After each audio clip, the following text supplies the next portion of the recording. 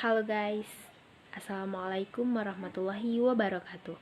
Perkenalkan, nama saya Dinda Sri Artica dengan NIM 21042136 dari jurusan Ilmu Administrasi Negara, Fakultas Ilmu Sosial, Universitas Negeri Padang. Dari kelas Sistem Hukum Indonesia dengan dosen pengampu Bu Yulia Hanoselina, SIPMA, dengan sesi 2021-2042-0084.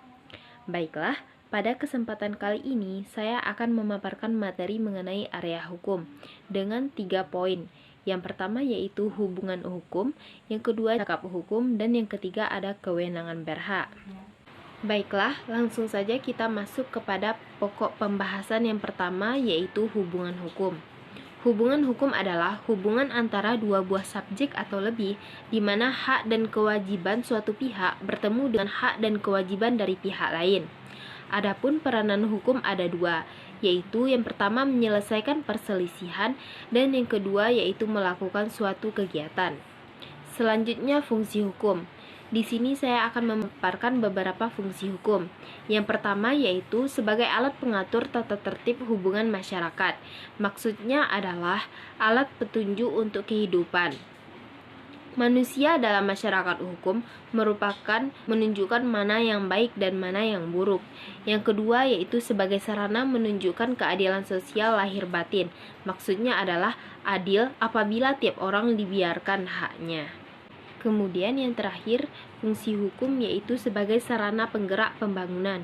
Maksudnya adalah daya penggerak dari hukum dapat digunakan atau didayagunakan untuk menggerakkan sebuah pembangunan.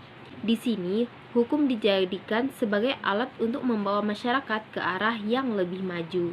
Lanjut kepada materi kedua yaitu mengenai cakap hukum. Kecakapan bertindak maupun kewenangan bertindak, keduanya berkaitan dengan peristiwa melakukan tindakan hukum. Tindakan hukum sendiri merupakan peristiwa sehari-hari dalam kehidupan bermasyarakat, mengadakan hubungan dengan anggota masyarakat yang lain.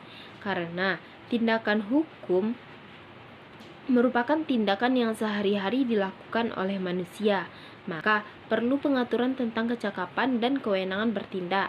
Seperti pada pasal 1329 BW yang mengatakan bahwa pada asasnya setiap orang adalah cakap untuk membuat perjanjian, kecuali undang-undang menentukan lain.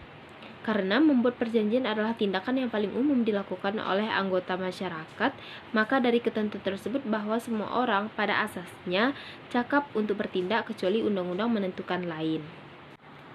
Adapun orang yang dimaksud dalam kecakapan hukum dalam bertindak sebagai subjek hukum yaitu segala sesuatu yang menurut hukum mempunyai hak dan kewajiban sehingga memiliki kewenangan untuk bertindak.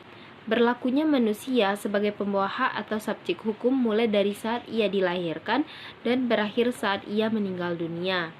Seorang bayi yang masih dalam kandungan ibunya dapat dianggap telah dilahirkan bila mana kepentingan si anak menghendakinya, misalnya untuk menjadi ahli waris. Apabila si anak meninggal sewaktu dilahirkan, maka ia dianggap tidak pernah ada berdasarkan pasal 2 KUH Perdata. Namun, menurut hukum, setiap orang dianggap cakap bertindak sebagai subjek hukum, kecuali oleh undang-undang dinyatakan tidak cakap berdasarkan pasal 1329 KUH Perdata.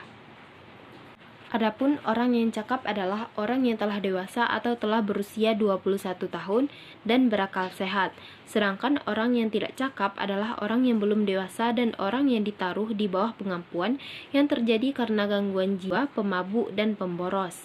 Kecakapan seseorang bertindak di dalam hukum atau untuk melakukan perbuatan hukum ditentukan dari telah atau belum seseorang tersebut dikatakan dewasa menurut hukum. Kedewasaan seseorang merupakan tolak ukur dalam menentukan apakah seseorang tersebut dapat atau belum dapat dikatakan cakap bertindak untuk melakukan suatu perbuatan hukum. Kedewasaan seseorang menunjuk pada suatu keadaan sudah atau belum dewasanya seseorang menurut hukum untuk dapat bertindak di dalam hukum yang ditentukan dengan batasan umur.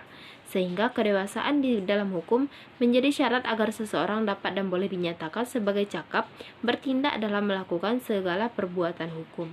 Selanjutnya materi terakhir yaitu mengenai kewenangan berhak. Hukum perdata mengatur tentang hak keperdataan.